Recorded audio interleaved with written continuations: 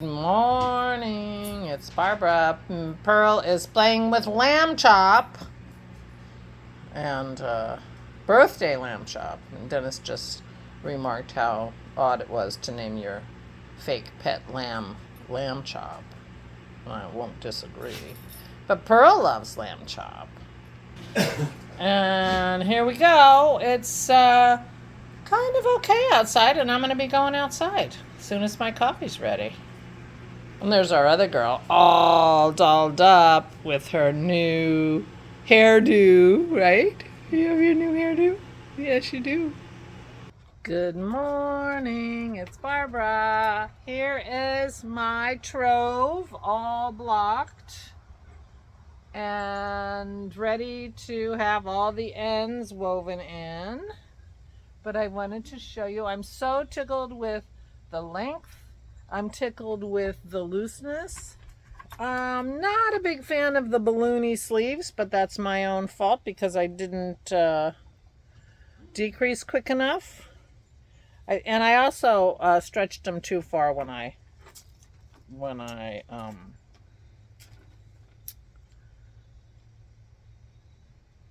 oops, what's that? When I blocked it. So. But I'm very tickled with it. This, as you will recall, and this was quite a while ago because, you know, no mojo. So this is the Trove sweater, and I don't remember who the designer is, but all the yarns in this sweater were dyed by my lovely friend Megan, who gave them to me in our advents over multiple years, and the pink was my Christmas present multiple years maybe. And anyway, I love it. When I got to the cuffs, I realized I had way too many stitches, and so I think I just cut the number, decreased by every other stitch practically. So they are a little balloony in the right there, which is fine. And anyway, and I stretched it when I blocked it because I wanted it loose, and I had it in my mind that it wasn't as loose as I hoped. But this is the kind of texture that opens up and when you block it. So I stretched the sleeves. I thought the sleeves were going to be short. I don't know. It's been a long time since I finished the knitting of this. And so I stretched the arms, and I think a tad too much. So next time I block it, I won't stretch them quite so far. But I am in love. I brought another shirt down so that I can change, and maybe my project today will be weaving in the ends. Good morning, it's Barbara. Thank you for joining me for coffee.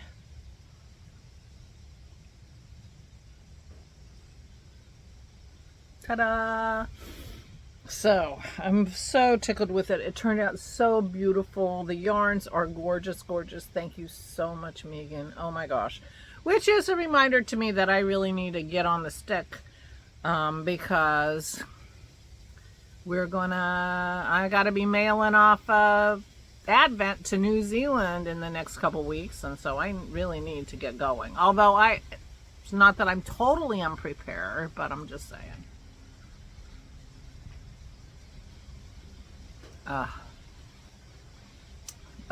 I'm so happy with it. I'm so excited. And you guys have made some beautiful troves too. We did a little trove along when I was doing this, and it's a fun knit. It's a fun knit, and it makes a really lovely sweater. So this is my second trove. And I'm really tickled with it. So there you go. Little knitting content. I actually did knit for like 5 minutes yesterday, and I didn't want to knit anymore, and I'm like, what the heck? I knit 3 rows on a sleeve.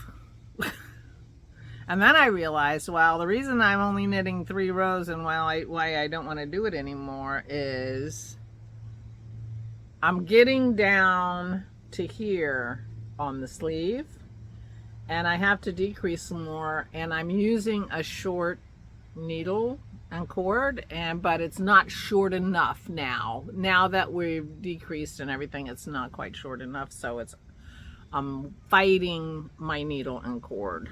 So I need to either find a shorter cord again, or there's a big bug over there, and I'm like, is that a lanternfly?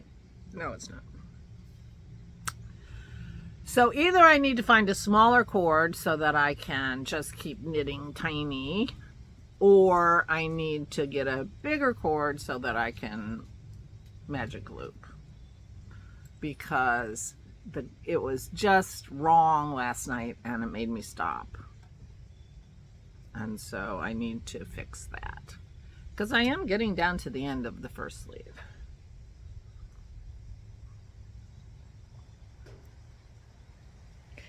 And so the Dap Days is reminiscent of this in that it's stripes of my minis, but in between I have stripes of natural colored yarn, and it'll have natural colored yarn like here instead of the pink. It has the beige, natural color beige. So there you go. A little knitting content. Holy cow. I'm really tickled with this, I gotta say. It's funny because, I think I'm wearing socks now, and I'm wearing hand knit socks. The ones I'm wearing now were a gift, but, and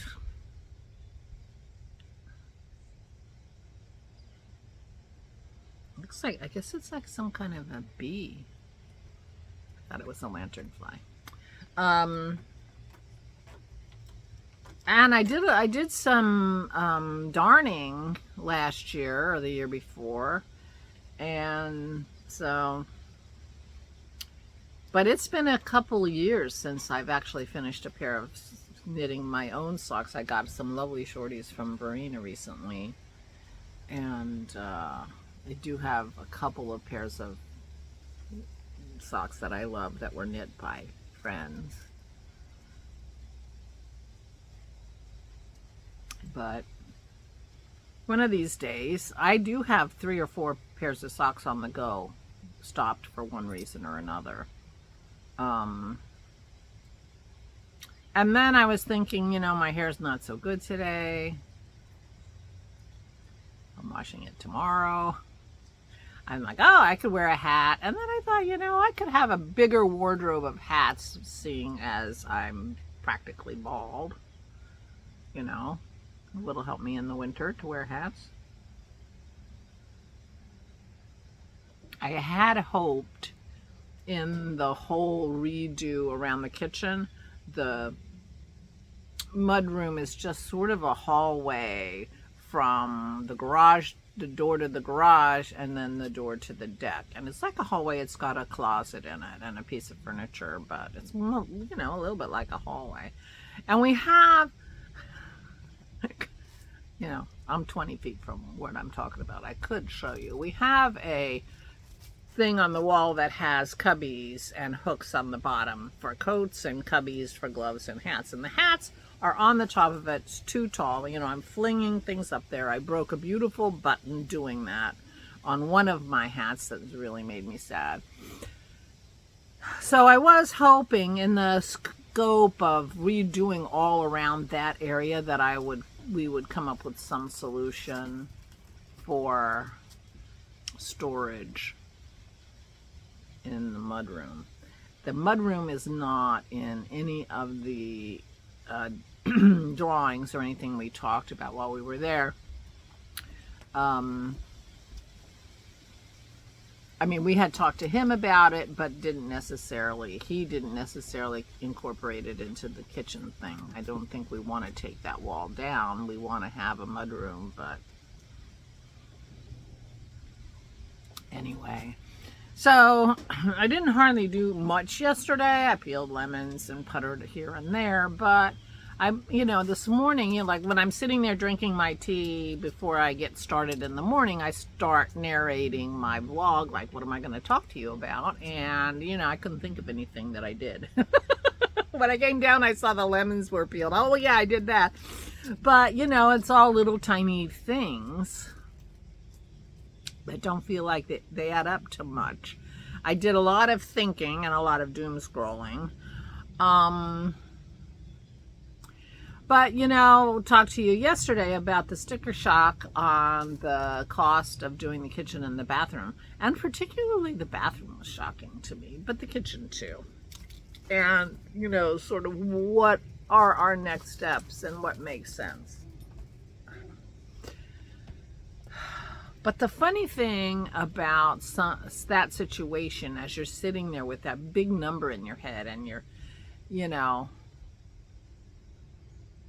and interestingly, it was a number Dennis was fine with, so I'm just up against my own sort of preconceived notions of what I thought it would cost based on zero information, zero knowledge of what it should cost. I mean, this is just literally a number made up in my head.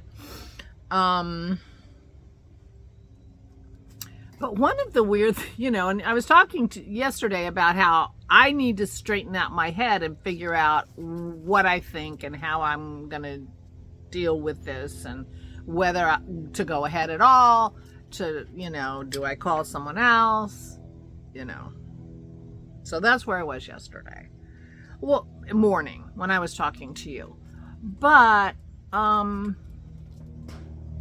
the way these things work and the way your brain works is that you get a notion in your head and then you mull it over and you kind of get used to it a little bit, So, towards the end of the day, I'm like, it's sitting easier on some level. And this is all because predicated on the fact that Dennis is totally okay with it. So it's just me working out how do I feel. And, you start to think things, and he like estimated like the amount of man hours we were talking about and paying a fair wage for that. And, that kind of thing. These all come into play, and we really do want to pay a fair wage. We want these guys to be paid a fair wage. So, as you're mulling over different aspects and sitting with it a little while, it starts to feel a little more comfortable, when you start examining why you feel the way you feel and what's the situation financially and, this, that, and the other thing. So then you start to feel I started to feel, a little more comfortable with the idea, because when we're done, we'll have a beautiful thing that we love, kitchen and bathroom that we love for the next 15 or 20 years, if we're lucky.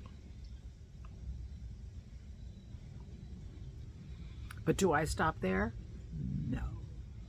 So now that I'm semi-comfortable with the sticker price, then I go beyond that. Now I'm in a new place that says, well, if we're going to spend this much money and take this much time of disruption in our lives, when I'm done, I want exactly what I want. And I want everything that I want in that area.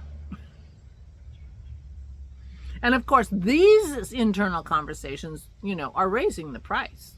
No doubt. No doubt at all. So, one of the things when he came in, we said we don't want to do anything with the floors. Our problem with the floors are, we have a colonial. Maybe I'll show you the floors tomorrow, so you'll look forward to that little piece of film recording. We have hardwood floors, and we have a colonial, so when you walk in the front door, you're in our foyer, the steps are right there, and there's a hallway back to our living space. On the right-hand side would be the formal living room, but that's Dennis's office. And on the left-hand side is the formal dining room. All that space that you can see from the front door into both rooms and down the hall all has hardwood floors. Now, we have had 90-pound dogs. Well, not all our dogs were 90 pounds. What we have had up until Maisie, we have had large German Shepherds, 1 or 2 at a time in this house. We've always had 2 dogs. That's not true. But anyway, for 4 years, we've had multiple big dogs in this house that scramble down the stairs, scramble around in front of the door to turn the corner and go and scramble.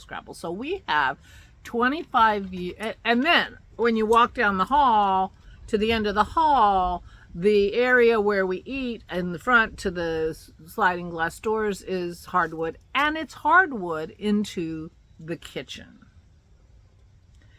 The state of the floors is terrible. I will show you tomorrow. But, you know, it's a big job, and we have 2 90-pound dogs who are just going to continue ruining floors. So how much energy do you want and money do you want to put into fixing the floors? So we said, you know, don't worry about the floors. They're going to patch the hardwood to match any places where they remove something and they need to put hardwood, you know, to fix the floor when they're done, because the footprint isn't going to be exactly the same. But otherwise, we didn't want to do anything with the floors. So I told Dennis, you know, I'm not going to be happy if I have a gorgeous, gorgeous, gorgeous kitchen and this crappy looking floor. I don't think I'll be happy. We need to figure out something about the floor. And the kitchen floor is particularly in terrible shape. So, but because it's all sort of rolls into one, I don't know how we do something with the kitchen floor without doing something with the rest. Well, it's easy to not do anything in the dining room or Dennis's office. But, so anyway, so I've added that in my mind to the job. I don't know what the solution is. That's their job to help me figure that out, but that's not concluded in the estimate price that we got. And I want to solve the problems with the powder room, and that is not in the estimate, you know.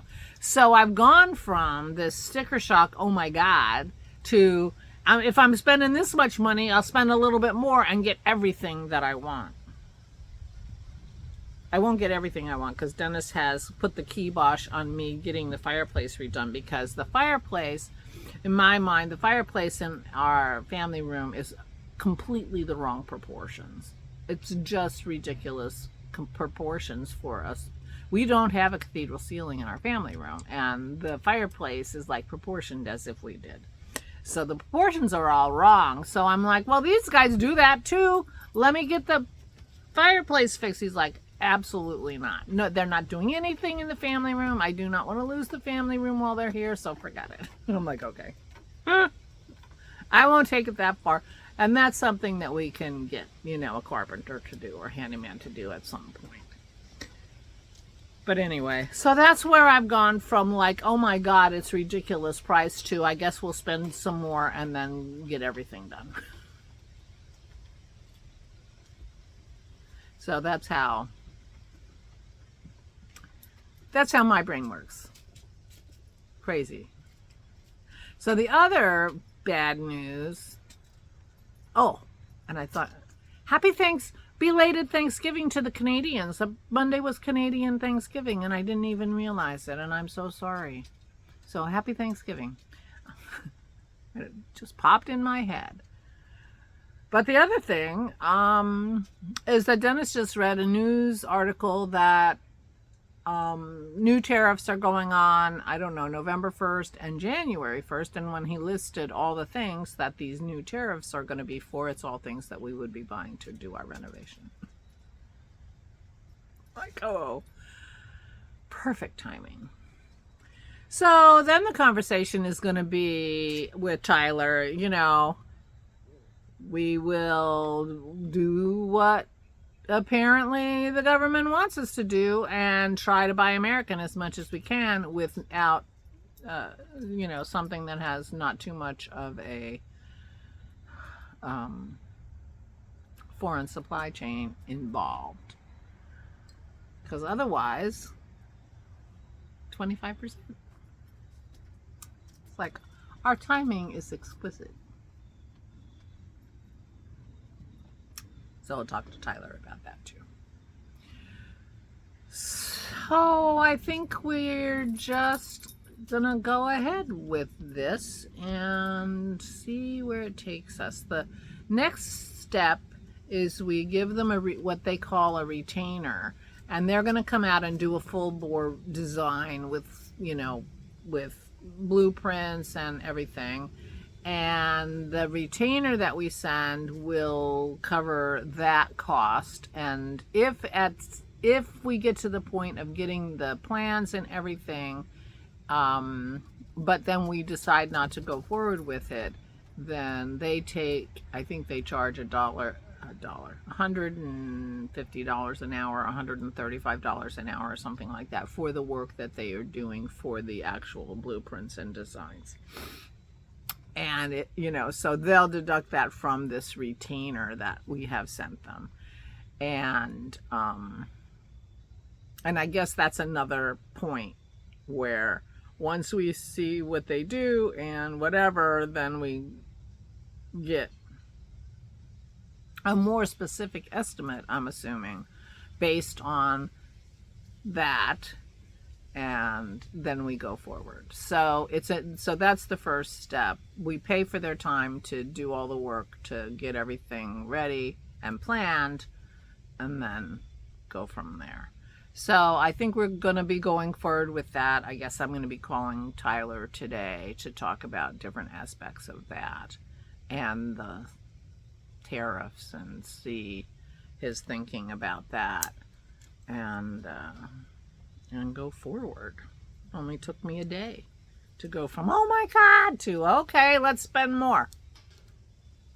But, it's going to be a huge disruption for many, many weeks, because he thought it would take 3 to 5 weeks to do the bathroom. And so the bathroom is not as disruptive to our daily living as the kitchen is going to be. But that's still 3 to 5 weeks of getting up at the crack of dawn, because they're going to be here at 8 o'clock in the morning or 7 or whatever. They start early, And, yeah. And if the bathroom is going to take 3 to 5 weeks, my guess is that the kitchen is going to take 10 weeks. And, interestingly, since we came back on Monday, Dennis has been pretty excited about it. Now, I'm like, we have to make a decision this morning. We're talking this morning and saying, we have to make a decision. And he's like, well, if we decide not to go through with this, I'm fine with that. But he said, but I am kind of enthusiastic about it. And I'm like, okay, well, I don't want to put the kibosh on it, because I really would love to live in a house with this having been done. So I think we're going to go forward with it. Yeah, I think that's kind of the plan. So there you are. Oh, one thing I meant to tell you before, and I don't think I said it, but if I did, forget it. You might recall a couple months ago, I told you that I thought gin gave me a headache, was giving me headaches. And that made me sad, because I really like gin. I've been drinking gin, but was getting a lot of headaches. And I thought, and we've heard of other people who got gin gives them a headache. So I've been drinking my Cosmo vodka, which is vodka infused with cranberries and orange peels, so that it gives the flavorful profile of a Cosmo, which I like. And I've been drinking that since that conversation. So the other night I said, all right, I'm going to see I'm going to test this theory, and I had a gin-based cocktail, and I got a headache. So, and I haven't had that headache since I stopped having gin. So I think gin gives me a headache, which makes me really sad because I really enjoy my gin-based cocktails, and I bought a lot of gin. I have gin. Everybody's getting gin for Christmas because I can't drink it. Maybe I'll be giving out gin cocktails to the friends and be drinking something else myself, that kind of thing. But we don't have, people. I don't make a lot of cocktails for other people. So anyway, I was very sad to confirm that gin gives me a headache.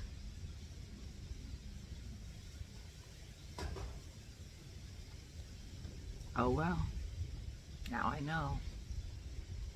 I have enjoyed not waking up with a headache. So I don't think I'll be drinking a lot of gin. Right, puppy? Let's just do the thing that makes us feel the best. Anyway, I'm gonna go now. I am going to be, I brought another shirt, so I'm gonna take this sweater off so I can weave in the ends if I decide to do that. And maybe I'll look for a new solution to my needle problem for my DAP days so I can continue on my sleeve. Meanwhile, I'm gonna go. Please take good care of yourselves. Please, please, please stay safe and stay sane.